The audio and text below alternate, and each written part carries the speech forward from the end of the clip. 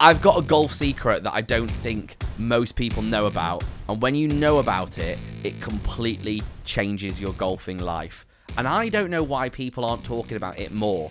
And every time I mention it to people that don't know, they're like, oh my God, as if.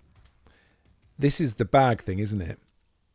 This is the thing. bag thing. I know about this because you came bounding up to me with this big grin on your face and you were so excited. So how many times, right, have you been playing golf and this is what I used to do. I used to use Hole 19, the app. I used to love Hole 19. It's a way of like tracking greens of regulation. I used to use it for scoring. It was a good way, actually, Hole 19, of getting yardages if you don't have one of them.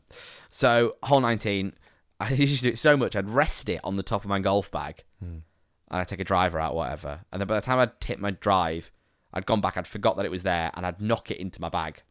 And not know you'd done that. Not know I'd done it. Carry on with your life. And you get to the next thing, you go find your next shot, and then you're like, oh, what's the yardage? Where's my phone?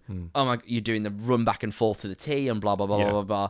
There is a quicker way of checking whether it is somewhere that it pretty much always will be in these moments. Because where is it? It's in the bag. It's at the bottom of the bag, right? Yeah. How are you going to get there? You're going to stick your hand like you're sort of trying to give birth to a calf. Yes. Trying to pull the calf, which in this case is the iPhone, out of the bag, which is the mother cow. Yeah. Okay. I was going to say trying to break into a house using the letterbox, Should but have just done that. You go with the calf thing.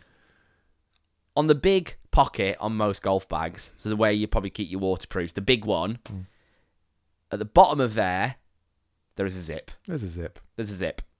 We love zips. There's a zip.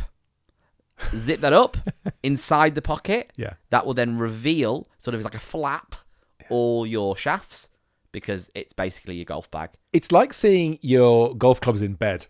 It's a bit weird. It's a weird intimacy. Do you know what I mean? You know, sometimes if you open the dishwasher when it's halfway through, you go, oh God, sorry, and you apologise to crockery. Yeah. It's a similar thing. You unzip it and you seal the shafts and you're like, oh look, they're all... What are you doing here? Yeah. It's, oh God, I'm so sorry. I didn't see anything. Sorry. But then you have this moment and it's like Indiana Jones and the Holy Grail. Oh, here I am. It's incredible. You find your Nokias from decades ago.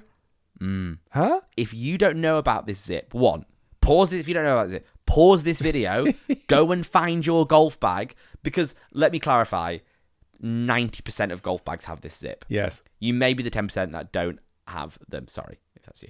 But if you don't know about this zip and you find it is in your golf bag, you're going to find a treasure trove of stuff. Because we spoke about this on the podcast, right? We've had people who have found AirPods, phones, all sorts, or head covers. It's a treasure trove of head covers. Yeah. There's unbelievable things in there. And it is also something which Tom is so passionate about. I've seen him going up to strangers on the street who happen to have golf clubs and saying, have you heard about the zip? Do you know about the lovely zip? Would you like to see my zip? You can't say that to strangers. I need to stop saying it. You mustn't say that. I remember where I was playing around a golf with a professional who now plays on the Sunshine Tour. Hello, Nick.